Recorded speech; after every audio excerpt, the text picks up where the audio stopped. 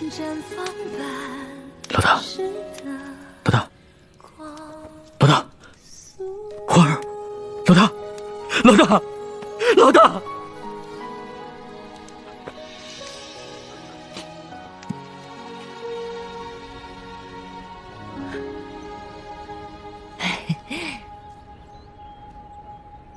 掌柜的，咱们可是说好了，这个金镯子我只是暂时抵押在你这儿，你一定要好好保管，改日我一定会赎回来的。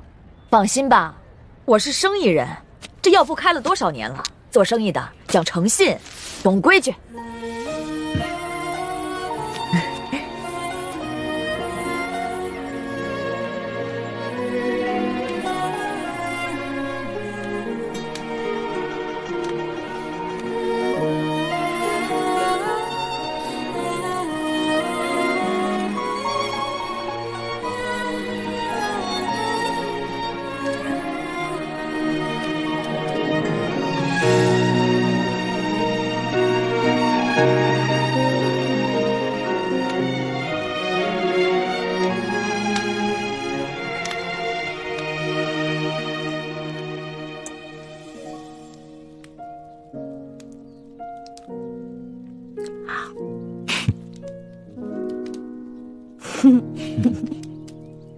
傻死了！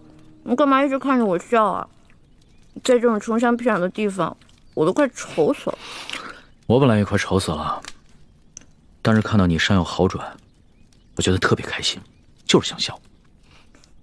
你知不知道，这次你整整昏迷了3天，我都快绝望了。本来呢，我都到阎王爷那儿去报道了，结果阎王爷说：“哇，这个小姑娘太能吃了，养不了你，回去吧，回去吧。”我就被遣送回来了，继续祸害你来了。你只是第一次帮我缝了衣服，戳破了手，我可是把太多第一次都给你了。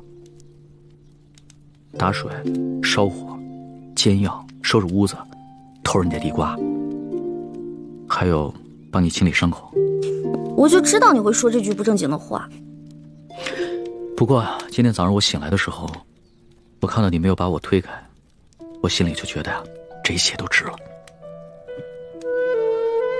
龙小蝶，你得跟我发誓，这件事情不许告诉任何人。好，我发誓，不告诉别人，替你保密。咱们明天雇辆马车回京城吧。我也想早日回京，你身子受得了吗？我的身子都已经好了。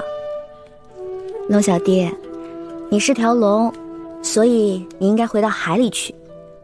我这个只会吹牛的老大根本保护不了你，万一你在外面遇到危险了，那我就算死上1万次，也不足以弥补我的罪过。呸呸呸，死什么死？我知道了，我准备一下，明天一早就出发。哎，你就打算穿这件脏兮兮的衣服出去啊？怎么了？不是你说冷的吗？我现在已经不冷了，龙小弟，你好歹是个皇上啊，不能这么不体面。你看看你，刚一醒来就开始奚落我了啊？哪有？